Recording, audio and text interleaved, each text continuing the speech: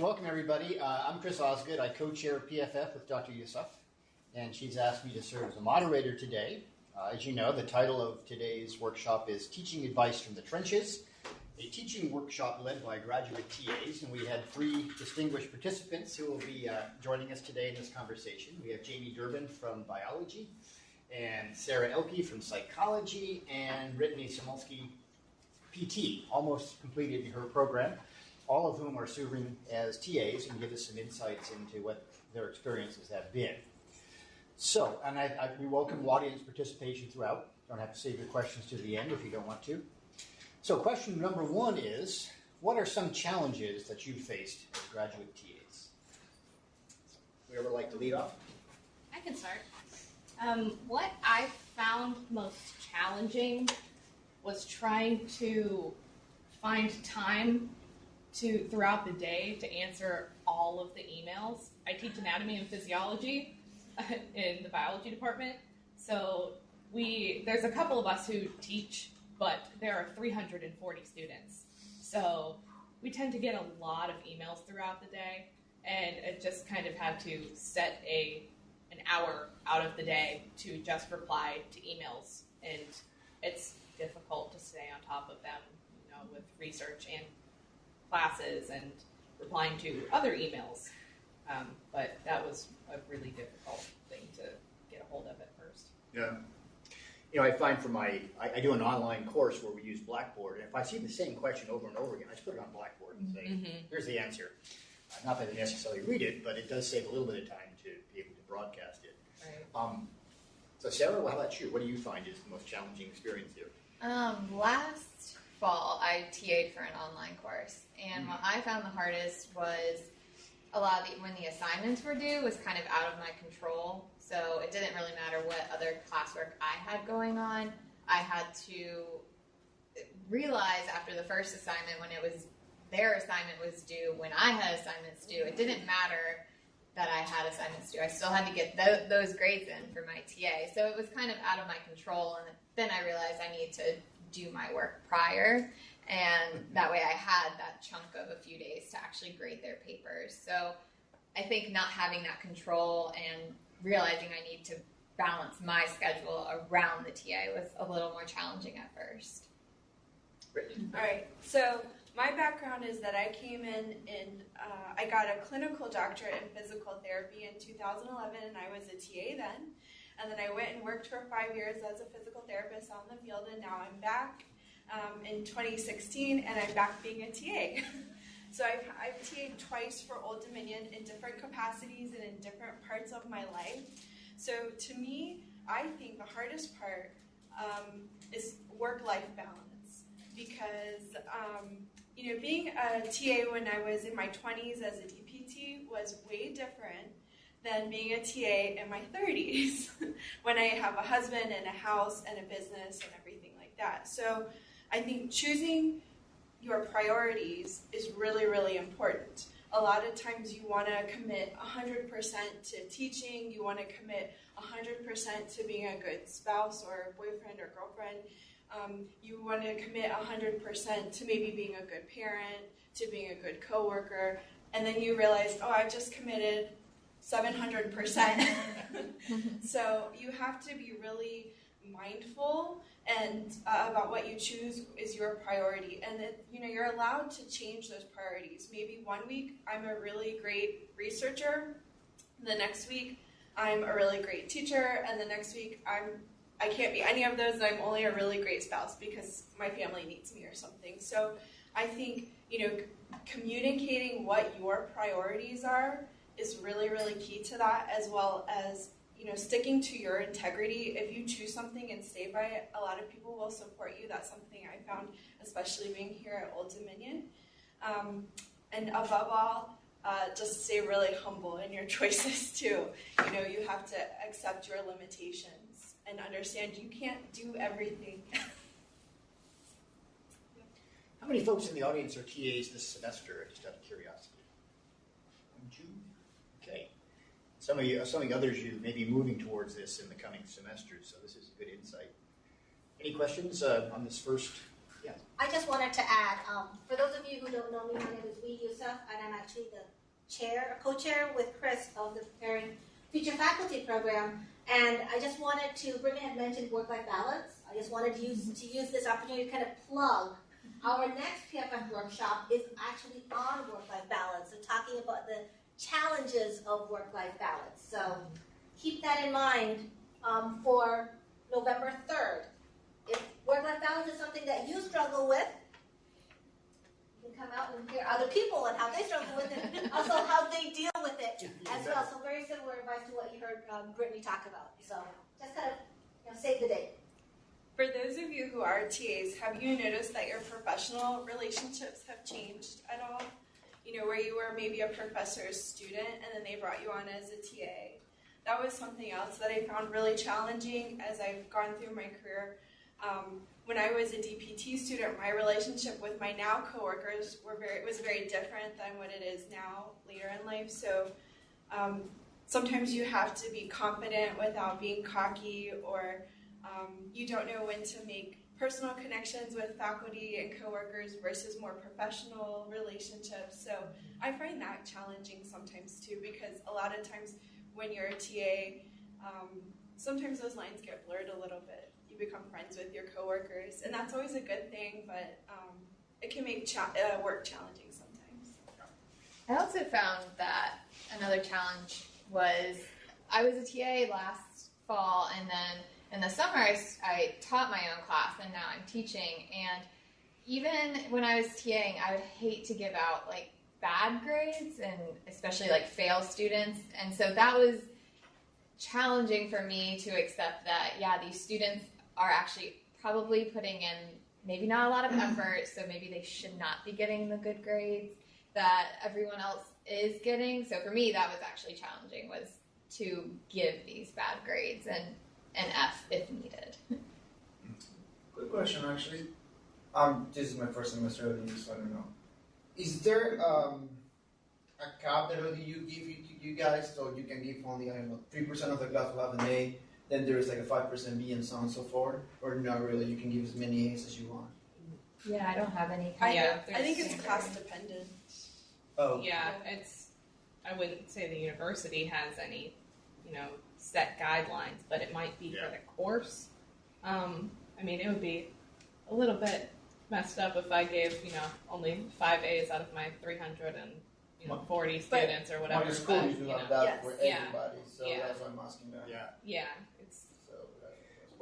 And there's two different groups here in a sense. That Sarah, I guess, is the instructor of record for some courses that she's teaching. And in biology, since I'm from biology as well, we have no grad students who do that. So if I'm the instructor, I'm the instructor of record, and Jamie's my TA. That's our role. So she doesn't necessarily determine the student's whole grade. She has input. Right. But she doesn't have the responsibility of saying this, I decide if you fail or don't fail. Makes it a little bit easier for her. I'm sure Sarah's got some pressure on her as the instructor of record that's a little bit different. Yeah, I've been through the same thing. I was a course coordinator last semester, and it's always tough to have to do grading and everything. So. You'd find they fall on a bell curve. Ironically enough, it just seems to usually work out that way. It's a bell curve. Okay, second question to discuss. What do you enjoy most about your teaching experiences as a TA? I really enjoy doing the hands-on teaching part as opposed to teaching a lecture, with just a PowerPoint up. I really enjoy teaching the labs, especially I taught in the cadaver lab at ODU a couple semesters, and I really, really enjoyed it. That was what got me into really wanting to stay in academia and teach.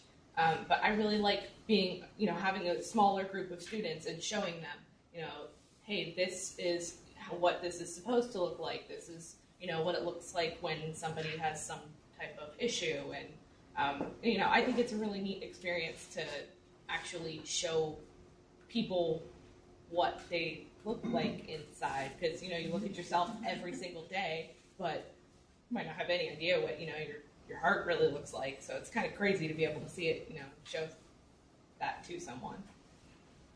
I like watching or being able to see the kids progress.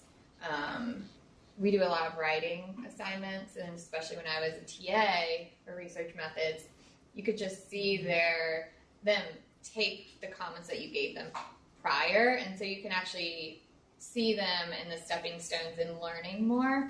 So I like that aspect, and kind of the same thing. The lectures are fine, but it's more trying to engage with them and maybe having a discussion with them. And we take a teaching course in psychology, and one of the articles we read about was called a flipped classroom. So it was more having them do the readings at home and coming in and doing what would normally be considered the homework. And I've tried that a little bit this semester. It didn't go as well as I was hoping, of course, but the students who wanted to participate and wanted to come and work on this review article in class, it was interesting, and I enjoyed being able to walk around and kind of help them. They were able to work in groups, and so just to see them realize their own potential rather than feeling like I have no idea what I'm doing, that I liked seeing that and helping them, I guess, grow increase their confidence in themselves, that they actually are understanding what we're talking about. So. I agree. That's my favorite thing is watching the students, because I follow them for 3 years in our program. Most of them come in when they're about 22 years old, and most of them leave in their late 20s. And it's just so interesting to not only see them grow as a person, but we're training clinicians. So to see them have these aha moments in class when you're teaching something and everything starts to come together for them, and then they can apply that and help other people, that's amazing. And when they come back from clinical and talk to us about, oh, I was able to use, this thing you taught us in class to help this other person in clinical, heal from their stroke or their traumatic brain injury, that's really rewarding to me.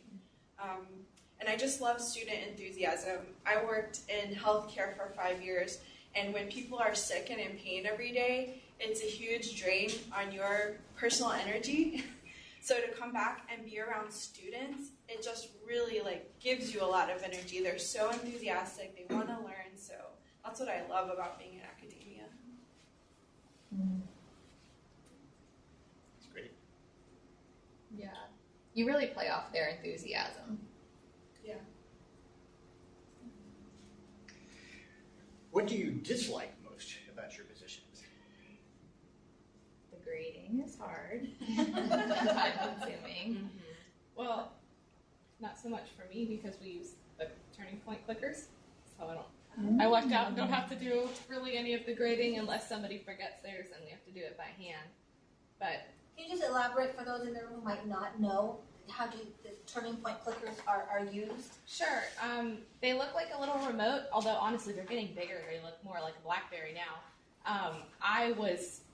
I finished my undergrad here in the biology department, and I was the first class to use the clickers, and they look like a little remote, and they just have buttons so that you can answer multiple choice questions, and then it just saves everything to the computer. It's linked to your UIN and goes through Blackboard, so that we can just immediately upload the grades and add if there's grade adjustments from there. We can just adjust it and then send everything into Blackboard.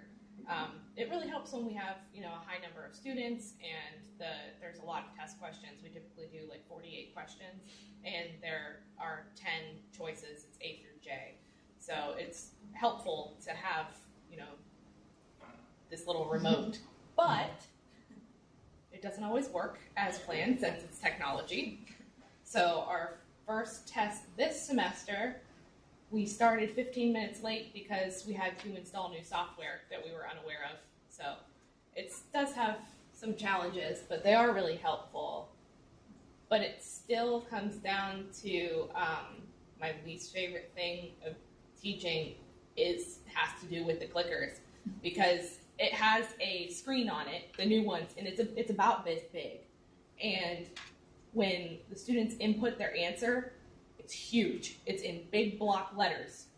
So you can see the person next to you, if they put A on the question next to them. So we have to walk around because it's a larger, it's about the size of this room. And you're always going to have students who are going to try and cheat, unfortunately. And it's pretty obvious when you see somebody who's going to change, whatever station they're at, if they're going, and go into the next one, and then you have to go over and say something, and it's hard because, we are also students, and we're not that old.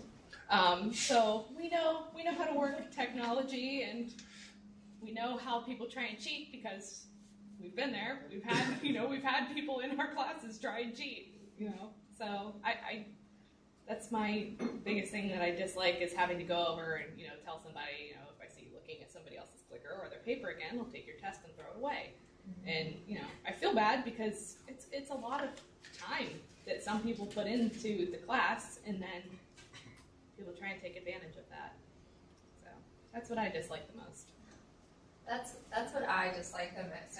I teach this semester with research methods in psychology, so it's a writing course, and plagiarism is a huge issue. And it does not matter how much I go over it in class. It doesn't matter if I give them examples. I always have one on an assignment that plagiarizes, and it's blatant copy-paste from website. Like, it just happens, and I hate addressing it with them.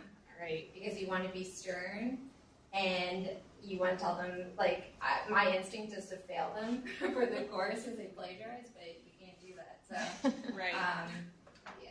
Yeah. That's the thing I hate the most. Yeah, it's a weird balance between, you don't want to be too mean, but then also you don't want to be too nice, and act like a pushover, but then you also don't want to, I think if you're transparent, though, and you make sure that your students know that you're just interested in their betterment, their education, for the most part, they're going to be responsive to whatever you choose, and you just have to go with that and be confident. Yeah. So if you want to fail them on that assignment, fine. I don't know. The course seems harsh. I'll agree with that. It is. But it does frustrate you. So I think as long as you set them down and you just say, I'm as invested in this as you are, but this is what I have to do because this is not the right thing. Yeah. And you're pretty honest about it. Yeah, that day they may be really upset with you. But in the long term, my experience is they come back. Those are the students that come back and tell me, man, I'm really glad you did that to me that one day. I was so mad at you. But in hindsight, that was one of the best lessons I learned. Yeah. They've been really receptive for the most part with my feedback, and you get a lot of feedback. Yeah. Right. So I've been sandwiching positive and negative feedback with two sides of positive, so that it's not very overwhelming. Yeah. So, I feel like a lot of times too, they just don't know. They think they can get away with it. They're gonna do. Some of them will do the minimal amount, and so that may just be copying and pasting because they don't realize when you submit a through safe assignment, it gives you a % of how much is from something else. And I think that's why they maybe don't do it again. But it is hard too because I know they probably look at me and they're like, who's this kid up there talking to me that is probably, I am younger than some of them. So it can be difficult to come across as you're the teacher, you want to be comfortable and provide an open environment, I guess. I teach social psychology right now, so we do cover controversial topics sometimes. So you want to maintain respect in the classroom, and that balance is sometimes a little trickier, so I try and be more firm in emails, especially and in grades and assignments. One thing I think is really difficult too is getting them to talk and engage in the discussion. So, I'm sure you have more experience with this, but I'm just trying to figure out what they like to talk about, and I've learned they like to talk about themselves and things they can relate to. If they can relate a concept to something that they like, but it is hard to get them all to want to engage. I think you have to be willing to endure uncomfortable silences for a while. Yeah. I'm not going to get you out of this. Yeah. Do you have a question? No, I had a comment actually at another university that I taught at. It was on the plagiarism thing. It wasn't exactly a student that had plagiarized. They tried to, laziness is usually what gets them into trouble. What they had tried to do was use assignment, and they were the assignment was they were supposed to write a reflection paper on a movie that I had assigned, and instead they used the Cliff Notes version of the book. And the two were completely different. And so as soon as I started reading the paper, I was like, yeah, you didn't do what you're supposed to. So I called the student on it, and I was like, I can fail you on this assignment, or you can do it again, but you're going to have, so many points deducted. And embarrassment took over, and they just dropped the class. Mm-hmm. They never responded back and just left. I was like, okay, well that takes care of that. Now we don't have to. I've had that happen as well. I was like, because you technically kind of plagiarized by using Cliff Notes, and it was a sticky situation though. Right. Weird. Yeah. It was a movie. You didn't have to do Yeah. They like that. 2 videos. hours of your life. Yeah. But yeah. I have a question. Does any of you teach any hard science like math, physics, or engineering? Because I teach anatomy and physiology. But I'm talking like problem-based, because it's really easy to plagiarize on problem-based. Oh, it's really hard to detect Definitely. that. You can just go to check and you get answers for everything. Yep. If you know where to look answers, you can look them up. So my question is, if any of you teaches that, how do you guys find out who plagiarizes or not? Or what do you guys use for that? Right? I helped out in physics a little bit during my undergrad, and just helping people tutor.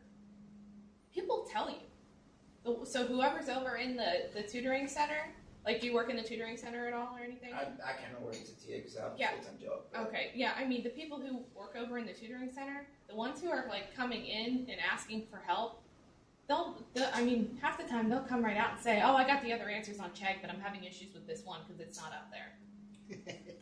It's like, oh, all right, so you cheated? Cool, thanks for telling me. Now, I can tell your TA. Yeah. Half the time they'll come right out and say it. And you can, especially up on that little mezzanine that goes over to the physics thing over in oceanography, there's always students over there talking about how they're using Chegg or that other math one that I can't remember that they Wolfram Alpha? Yeah. Wolfram Alpha only give you the integrals. Yeah. Yeah, Course Hero. Yeah, they'll use that. And you can always tell, especially when the test time rolls around. Yeah, but for homework problems. For homework. Because some of the problems that I used to deal with, literally spend 3 hours in one down problem. Yeah. Sometimes. So Or how do you can get the answers. Change the numbers around. From what you do every year, change the numbers, because half the time they're going to be so lazy that they'll go and look up the answers, and it'll be the answer that's on there, even though the question can be worded exactly the same, but with different numbers, and they'll put the one that's on Chegg. So you're saying that they just pretty much copy the question from online? Yeah. Because I used to do that. Yeah. Yeah. It's just I'm just sorry. I've been taking 5 classes. I have 5 problem sets each week. 15 hours. Yeah, it's a lot. Yeah, it's a lot of time. Well, we have safe assignment, which, sorry, I should have explained it, but that's where the student can upload their paper or anything on Blackboard, and then it can match it, it screens it for plagiarism, and then it gives you a percent. And as the instructor, and I think they can even do it too, they can click on it, and you can see, gives you a report and highlights it and says, this sentence is exactly from either this other student or this website, and it looks at these external sources. So I'm assuming if they just copied from this website, they would be able to show that. But in the case of using numbers and signs, sigma stuff like that, there's such a thing. I can literally just call a variable something else. Right. And it's gonna be the same process I can check, but because it just changed one thing, a problem like that is not being identified. Yeah. That's actually up to the person who's grading the paper. So that's or whatever the assignment is. So that's what I was asking that question. I don't know what Chegg is. Yeah, maybe you could go up and look and see what the exact things are for Chegg, and then write down what the answers are and change it around a little bit, and then the people who submit the exact answer that's on Chegg, then you would have a little bit of idea. I guess that will work. Well, Brittany, you work with professionals, pre-professional students. What do you see in terms of these issues? So I teach clinical problem solving, and so what we do is we basically take a case from the clinic and we'll give it to the students, and they have to work through ethical practice problems. Like they have to actually apply in any of their theory, their evaluation techniques. So it's pretty obvious when someone doesn't know what they're doing. So we have similar cases year to year, but we're actually on a 5-year rotation of cases. Good ones that we really like, and if we find a new one, we'll sub that in. But we have had in the past students go talk between classes because they're in cohorts. And so they'll say, oh, last year on this exam, it was these cases, and they'll give them general diagnoses. And so we got savvy to that, and we have like a unique rotation that we literally use a random number generator to pick our cases, and there's like no way they could know what we're going to pick that day. We do it right before we make the test, like the day before. So. It's kind of an arms race with the students. It is. It really is. My software beats your software. Yeah, right. One thing I dislike about going back to the grading and stuff, I hate when my students fail. And I feel like, don't you feel like it's your failure too? And immediately your mind goes to, did I not teach them enough? What didn't I do right? When in truth, it really may come down to what didn't the student do. So you have to kind of have this internal battle of confidence versus, doing the right thing. I find if you stick by your values and everything, that helps a lot. So I had a student a few years ago. I went to the extreme and I failed her on an assignment, and she missed something very, very basic that would ultimately injure a patient. So that's what bothered me, why I ended up failing her. I was the only one out of 20 faculty, adjunct faculty, everything, to fail my student. So I had a lot of pressure, not only from the students, but the other faculty members about, oh, why did you fail her? It's her final thing. And that really shook her confidence before she went out on her final rotations. But ultimately, she came back to me in the fall after she went out on rotation, and she said, thank you so much for failing me on that one assignment, because it forced me to go to the clinic and reevaluate what I was doing. And she goes, I think it's the only reason I passed my clinicals. Wow. So that was really rewarding to me. Absolutely, yeah. You're good for those days, But right? for 8 months, I felt like poo-poo. Yeah, in the summer, I had a girl who, she never came to class. She submitted all the assignments like 24 hours late. She would show up late for exams. It was not a good situation. I emailed her. I tried to get her, understand what was going on. I would email her with hey, the deadline's coming up. Is your paper here? And she would still submit it late. And I had to fail her, and I felt so bad until someone was like, what grade did she earn? And I was like, an F. Mm-hmm. I don't think she'll ever come back to me and thank me for that. But it's different. I think it's different in a professional. She gave me all the excuses and stuff, but you feel like, what more could you have done? But there is nothing. How do you deal with it though? Who do you turn to? To me, I have different mentors. So I have a research mentor when I have research questions. I have a teaching mentor I go to when I have teaching questions. So immediately the first thing I did was go to my teaching mentor, and I got on the desk and I said, what have I done?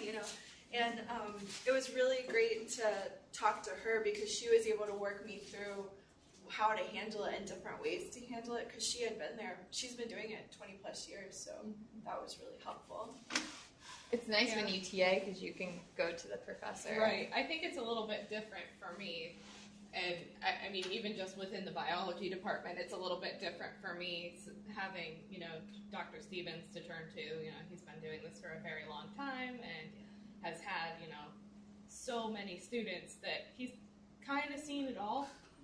So that if I have a problem and, I can go to him and he'll say, oh, yeah, okay, well, we've done this in the past and this in the past and, this worked, so maybe we could go this route. And, he's really helpful when it comes to issues in the lab.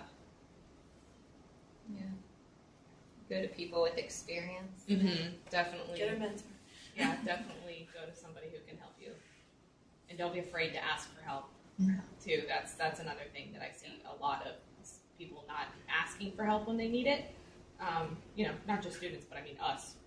Teaching's hard, so it's not something that's going to come real easily in different situations. So it's always good to have somebody that you can turn to and ask for help. But I also think conversations like this, where you're talking to people who are in very similar situations. So if my students came to me and said, I'm struggling in the classroom, it's a different environment to ask as opposed to another TA who's like, how would you deal with this, right? So I think there's also kind of a different way of learning and sharing when you're talking to your fellow TAs as opposed to going to a faculty mentor or the faculty member who's kind of supervising the course that you teach. And I think you want to make sure that you have kind of a balance of both. Oh, definitely. Yeah, and there's 5 of us or 6 of us who are teaching anatomy right now. So it's nice to, talk to other people. Like, oh, has this person come to your lab? Have you had this problem? How would you handle it? We've had issues with people trying to sneak food into the lab, which blows my mind because we have formalin and phenol in there, and it's, I wouldn't want to eat in there. And I've also had issues with students wearing contacts when we have wet tissue out. So formalin and phenol can bind your contacts to your eyeball. And I have sent this out in emails, sent it out multiple times, and I still have students that are coming in saying, oh, I forgot to bring my contact case, or I forgot to bring my glasses, and then get mad when I kick them out of the lab. I'm like, I'm saving your eyeballs. And we've just having issues like that and trying to not be mean, but also come on, we can't have you doing this. So I think that's just a tough thing to deal with. Yeah, I know Amy and I also talk about ways to prevent it, and we're like, okay, we have a test coming up, and we were talking about what we should do before a test, and I'm like, oh yeah, remind them to go to the bathroom. And it's like those little things that you don't think about right just in the moment, but when you have someone else to bounce these ideas off of or hear their experiences, it helps you remember, oh yeah, and let me write that down to remind them. Definitely helps. We do practicums also in our program, so the students actually have to come in and practice a task on a patient, and so then we have to grade them. So talk about subjectivity, and we're grading things like not just how they perform a skill, but also their affect, so whether they have a good bedside manner or not. So this can get extremely subjective, and it's great because we bring in adjuncts that span 35 plus years of clinical practice to one girl, she's only been out 3 years. So it's great to have that variety of perspectives. And at the end of this, we all sit down with our grading sheets and go, okay, I saw this, what did you see? How are we going to do the grades? So going back to the curve idea, we don't do a strict curve with that, but we do kind of compare within the class and try to make it fair. And that's very helpful.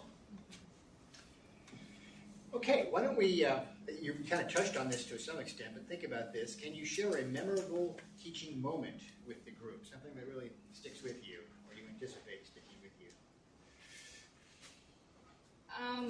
I had, the majority of mine took place in the cadaver lab because, as you would imagine, it's quite an eye-opening experience for most people because most people aren't around cadavers and realizing that, wow, this was a person. But I had a student in the physical therapy department help me in a brain removal, and this girl had a crazy spiritual experience holding this person's brain in her hand and her just being like, this was a person. This has all of their memories. This had all of their thoughts. And she probably stood there for 15 minutes. just standing there holding this person's brain. And it was pretty awesome to watch. But we get some interesting stories out of the lab up there.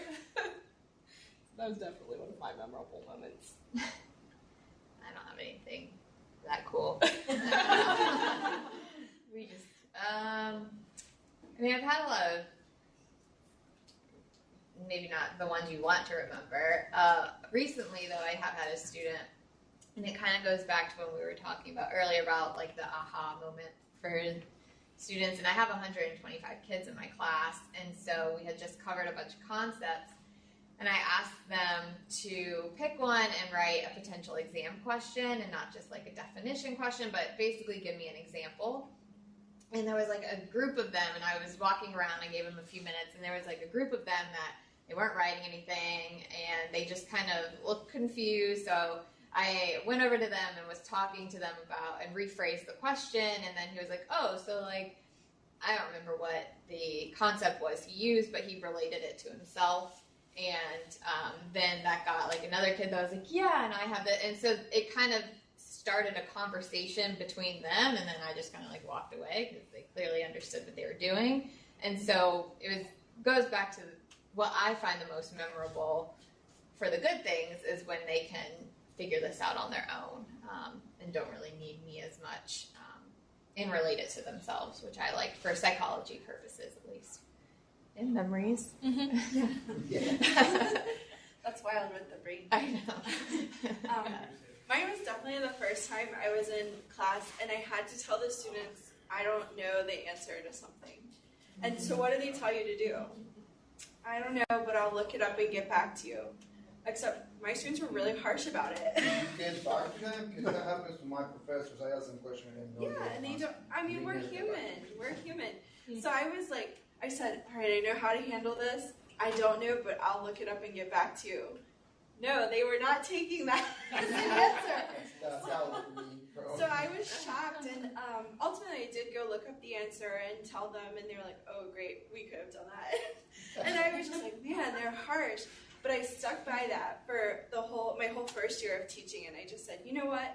I'm going to show vulnerability to them. I'm going to show them that I'm human. It's okay to have some transparency with them. And a year later, now I have some of these same students coming to me now that they have issues in the clinic and they've matured a little bit, and they say, hey, I just feel like I can talk to you. Let me talk you through what's going on in my situation. Can you give me your advice? So I think ultimately, even though in the moment it was super harsh and I didn't know how to handle that, if you just stick to your guns and show them that it's okay to be human, it's okay to be vulnerable. You don't know all of the answers, especially being like my faculty that I'm with. I'm the youngest by far, and the rest of the next person ahead of me has 21 years experience. I'm working on 2. So, I mean, they have 10 times what I have. And for me to just admit my faults to them, it takes a lot of courage as a young TA to do that. But I think ultimately the students really respect you for that. And if you just address the elephant in the room, they're going to respect you more for that. Just to add to that, I will agree with you. Like, if I see a professor struggling trying to figure it out and thinking on the fly, I would respect him more than another one who just come with PowerPoints. I personally, I want you to do the derivations in front of me.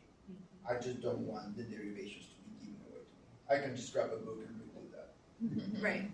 Good point. Well, I'll give you some feedback that one of my major professors once gave me some advice, particularly if I don't know the answer.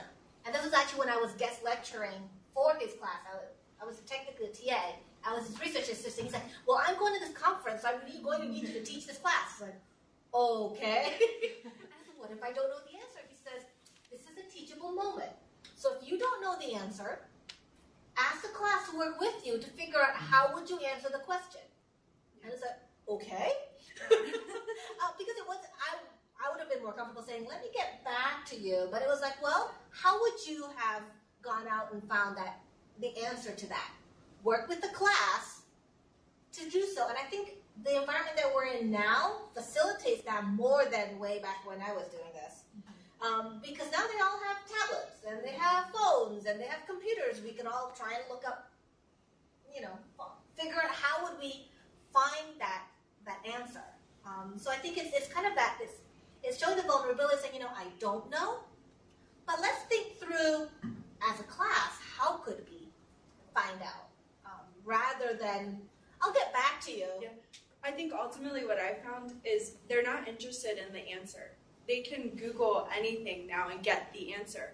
They want to know how you work from point A to point B. And like you were saying, that's exactly what they want to know. So I've learned that now. I take a different approach to things now. But personally, if you come into a class with PowerPoints, I'm not even paying attention to you. Yeah. You're wasting my time. I'm just going to my books and reading my own. I'm just be doing You're a it. tough audience. Yeah. I found a lot too that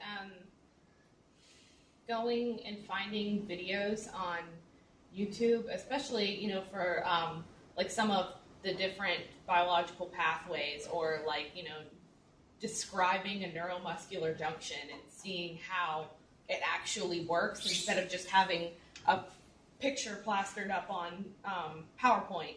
I mean, it helps me to see how things are working and moving as well. And I guest lectured a couple weeks ago, and I'm guest lecturing again tonight. And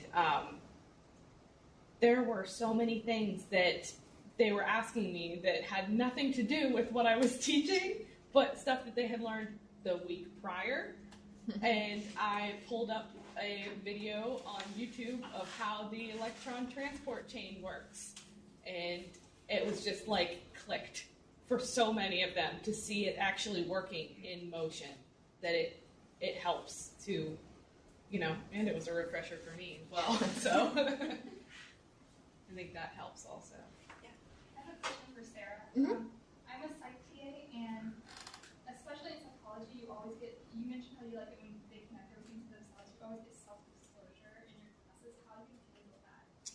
Yeah, I haven't had too much that's been really inappropriate in the class. I have had students come to me after the class and disclose things, and I remember from the teaching course I took in the spring, she was like, they look at you, you're teaching a psychology course, they think you're a clinician, and they think you're their counselor. And for me, I just listened to her, and I was careful with my feedback. It was just about a breakup she was going through, and she was really heartbroken, and it was really taking a toll on her assignments. If someone disclosed something in class, I think that, I don't know, I mean, I don't really know exactly how I would respond, of course, but for me, I would try and maybe change, like, cut it short or change the topic and then approach them after class, email them if I had to. I do teach social, so it can get into some personal and especially right now controversial topics. I haven't run into that. We talked about it in this class that I took, especially because it is psychology, but I would just try and approach them afterwards and see if there was more they wanted to talk about. But if they're willing to disclose it, a lot of times there may be another student that's like, yeah, me too, and you can end up down this rabbit hole that you don't want to end up, so I would just divert away. you want to be really careful with that when they disclose there's certain things that you as a TA need to disclose to the university as well, and they need to be aware of that. We get this all the time in physical therapy as well, because people have injured family members or they're injured themselves, and they're always coming to us, can you fix me, can you fix this, I have this problem, or they'll explain some crazy dynamic. So I use it as an opportunity. First of all, in the beginning of the course, we do teach a psych of like clinical like populations and stuff like that. So we always put a self-disclosure kind of thing in the syllabus to say, if you disclose this, please understand if you do X, Y, and Z, we're going to have to disclose that to the university as well for safety, please try not to do that. And if they do still come up to me, I refer them out to a counselor or someone else. I do not try to be their professor and their counselor. Yeah. I'm actually dealing with this right now. I had a student this semester who he's very bright, and I knew he was dealing with depression. You can just tell in class. There's a lot of things that he says, and there's just a lot of cues that were leading to that, and he has disclosed some things in the past. So I asked one day if I could talk to them after class, and I asked if he was in counseling. He is. He's on medication. And I was notified over fall break, that whole week, he was actually hospitalized for a suicide attempt. And so I'm dealing with the aftermath of that, of trying, because in this class there's so many activities and assignments due, and once you start getting behind, it's really easy to keep getting behind in class because I can't give you feedback. So we're dealing with that right now and trying to readjusting the schedule, but I'm kind of going at his pace. I don't want to totally ruin the schedule, but I'm trying to be considerate that this is really stressful for him and that these assignments, they're important and they need to be done in a timely manner. But it's like this is definitely not what I wanted to deal with my first semester teaching. Well, so. and I don't think that's a place for a TA to have to handle that 100%. Yeah. That's definitely where your course instructor steps in. I'm the course instructor. Oh, Okay.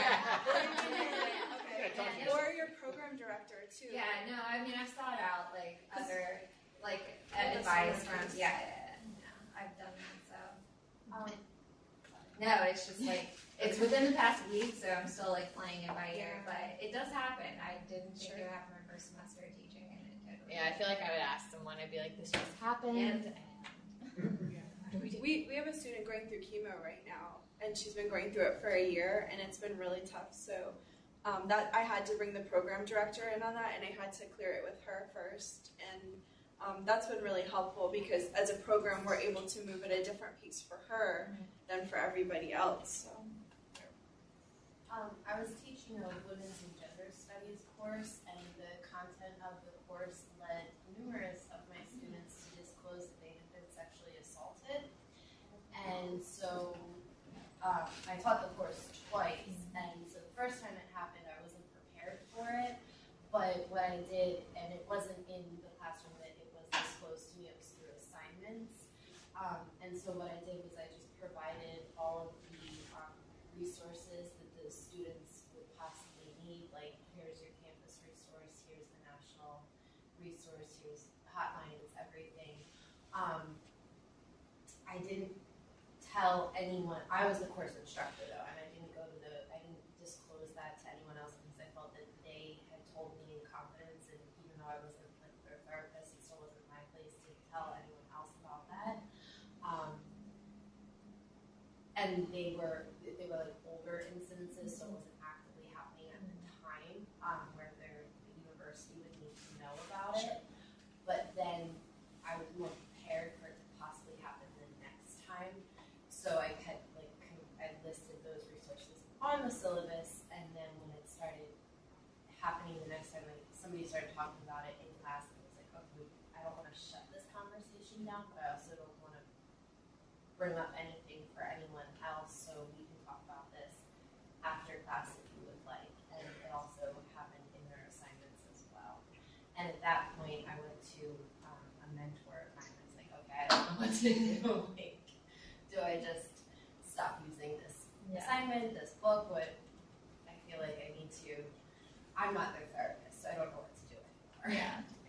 And I see this is really interesting because, you can kind of think of some of these classes as kind of more soft, liberal arts kind of courses, but as a doctoral student, my husband, who is an engineering PhD, was a TA for, a really basic engineering course. And he's like, I know all the fundamentals of engineering stuff. I could teach this really easily.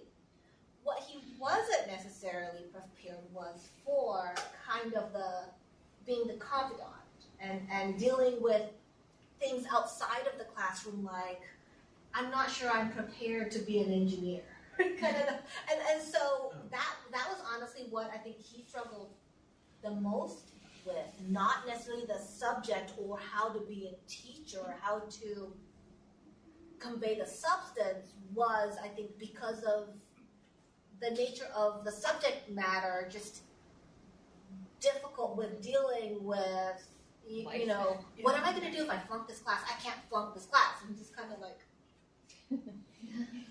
I don't know what to do if I flunk this class. So I think but that's a part of being an instructor, being a teacher, but I think sometimes we're not always cognizant about either. Some classes might predispose us to dealing with some of these issues, but even with kind of the very technical topics as well, we still, because I think of that relationship with the students, some students will come to you as an instructor, regardless of whether this is relevant to biology or math or physics, and say, I need help. And you know, sometimes you might feel like you can't go because of confidential information. You can't go to somebody, but I think it's important to recognize that there are other sources on campus that you can go to help you deal with some of these difficult questions that nobody teaches you as a PhD or graduate student to deal with. So. Right. I've had, when I was, the summer that I was teaching the physical therapy, I mean, that is our first class is a crash course in completely dissecting a human being in like 6 weeks and learning everything. It's really hard. Even teaching it is really hard. And I had a student who, she had already had a PhD in a history or, you know, something completely not biology. And her, she had a family, a husband, and a small child, and she had just moved here from Japan or something, and she, you know, her husband was military. She's like, and just had a complete breakdown. She's like, I can't do this. It's too much. I don't understand how I'm supposed to be able to do all of this at the same time and also be a wife and a mom and have my own house. And it's, I mean, it's hard to deal with. You know, I don't have kids. I'm married and my husband was active duty. So, you know, I think she maybe felt like she could relate to me a little bit about dealing with that. But, you know, I don't have any children, and I'm like, I don't know what to tell you about, you know, the kids. But, I mean, you know, husbands will be okay. They got by in basic training and duty stations and stuff on their own. They'll be all right without me. My husband survived for a little bit on, you know, microwave dinners when I was stuck here. But, you know, it's a hard thing to try and help people with. Yeah, I had a student who this semester came to me and at the beginning of the semester was like, what do I need to do well in your class? And he was a transfer student, and so I took this as like, oh, he's going to do really well. Well, then I noticed he was coming to class and not bringing paper. He was participating, but it didn't really seem like he was writing anything down, and my slides have blanks in them, so I was concerned with how well he was going to do on the test. But I have 125 students. I don't have time to notice all of their behaviors, and so then he didn't do well on the first paper. He procrastinated it, and then he did not do well on the test, and he came to me and was like, I'm failing all my courses, I just don't know what to do. And by this point, he had come to me probably once a week, and I kind of was thinking he had some kind of learning disability, but he didn't have any kind of papers to show me. And so I went to my advisor and asked her, like, I don't want to tell him, like, hey, I think you have a learning disability, like, go get tested. And she actually found me that there's, like, tutors that they can have, like, life coaches, and she helped me get their phone number and their email address, and so then I was able to give that to him, and then he got in touch with them and now has like weekly meetings with them, because he was coming to me and saying like, how long do you think it's going to take me to write an 8-page paper? And I was like, is that for my class? And he said no. And so he was coming to me asking about other classes, and I'm like, I don't know how long it's going to take you. I don't know what this is about. So for me, I was able to go to my advisor, get her recommendation of then maybe how to help him with college studies. If it was something like mental health problems or like an eating disorder or sexual assault, I would do what you did and probably try and get them the resources to help them if that's what they decided they needed. Yeah, I direct a lot of students to the tutoring center, and then they have these pass sessions where it's basically they just go in and have like a student instructor. I think it's like once a week, and they go through and do lab and lecture stuff, and I think that really helps a lot, because I definitely have seen a better turnout after their first exam and then realizing, oh, I got to start studying. And they start going to those past sessions and go to the tutoring center and help out a lot. So I would definitely recommend that. So yeah, physical therapy students, we have at least one a semester that has a total breakdown. It's just a really intense program, and we're pretty upfront about that, but a lot of people aren't prepared to deal with that. So I feel like I had been through the program, which I think helped. And coming back after having clinical practice under my belt, I think helped with the mentoring piece. But a lot of times we try very, very hard to, direct people who maybe aren't interested in therapy like they thought they were to other avenues. But it's been tough to try to mentor those students because you can kind of tell in the first couple of weeks who's going to do really well and who's not, because that piece that they have the first summer of the 8-week anatomy, it stays that pace for the next 3 years. So we try to address that really early. So the first year, it's like we've got 20 out of the 40 coming to us for help with mentoring, and we're just referring out to all kinds of services here at ODU, which is why the university is so great. They have so many services. We've caught numerous students year after year who have undiagnosed learning disabilities, even though they're to a doctoral level of education. They've just found ways to get around learning in other programs at a slower pace. Once they hit the faster pace, they can't compensate still. So it's been great to have all those resources available. Listen, one last question, then we'll throw it open general discussion. It asks, what is one key lesson you've learned from your teaching experiences? How they say no stupid question is a stupid question. There Maybe are. you think they're stupid. You might, They don't think they're stupid. as an instructor, you might think, oh my goodness, it's glaringly obvious. But they're asking, so you have to answer it. And trying to answer some of the questions sometimes is difficult without sounding really rude, especially if it's something that you just taught for 45 minutes, and then they come and ask you a really basic question.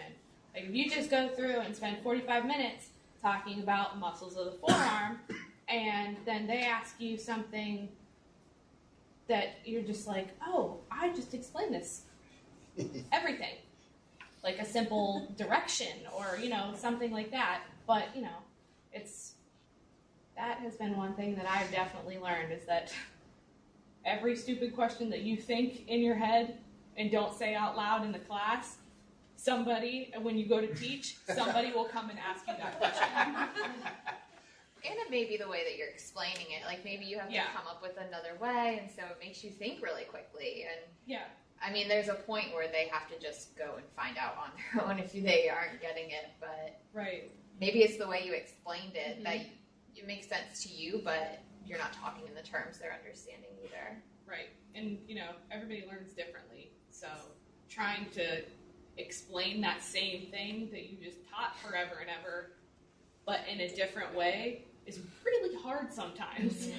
Especially when it's something that's, it's not explaining some kind of math problem or explaining, a biological process. It's telling you, this is this muscle, this is its name, and trying to find some way to help them remember actually what it's called is really hard.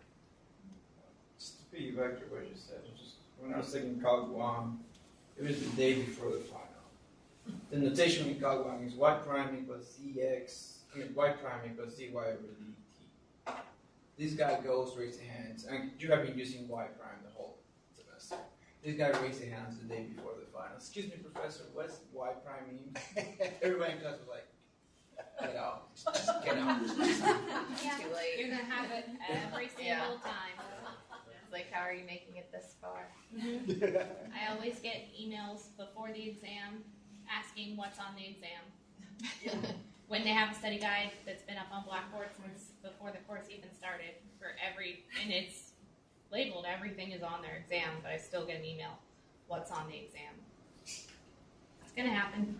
And I think some things, kind of in anticipation, you kind of get thick-skinned about. You just say, you know what, I'm going to ignore that and act like that didn't hurt my feelings. You know, because some things you just know will be asked or will happen. For me, it's always, can we get an extension on the paper? Yeah. Right. And so I preempt it. There will not be an extension on this paper, and I announce it broadly. So don't even ask me about it. Some things you know, so we all have our own pet peeves, and I think that part of the other stress of teaching, though, is sometimes recognizing what your pet peeves are. Right, and realizing that sometimes they might not be the most rational thing. It might just be something that really bothers you, but doesn't really bother anybody else. So that's another thing, too, that I've come across. One thing that I've realized is I feel like I kind of underestimated students at first, and that they are capable of doing a lot more than what I was probably expecting them to do. Not in terms of like intelligence, but I just thought like, okay, I have 125 students. Probably 100 of them aren't going to care about what I'm saying. They're not going to want to do the assignment. And so, well, in my summer class, I only had like 18 students, and I realized they weren't paying attention to the videos I was showing.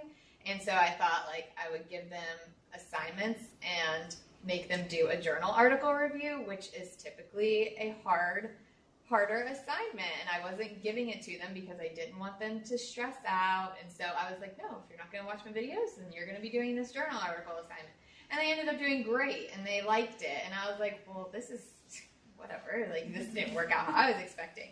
So now in my class, I'm having them do them on their own, and they're doing good, and they enjoy it because they get to pick an article out of 3 I give them, and then they summarize it, and it's about a concept in class, so it helps them retain that information for the test. And so for me, I feel like I kind of underestimated maybe what they enjoyed or what I thought they would be able to do, and they're showing that if they're given the assignment, most of them will be able to do it just fine. So yeah, hold them to high standards, and they'll probably meet those standards. All right, so I thought about this, and I actually brought 5 pieces of advice. Wow. All right, so my number 1 was from a mentor who retired from here last year. If any of you knew George Mayhefer, he was a great PT mentor and professor and everything.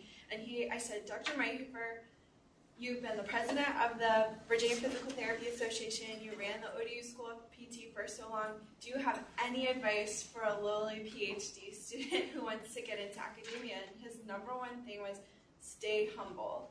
And so I thought about that. And anytime I apply that to teaching, I found I get really positive results in both personal and professional life. So I definitely recommend that piece of advice.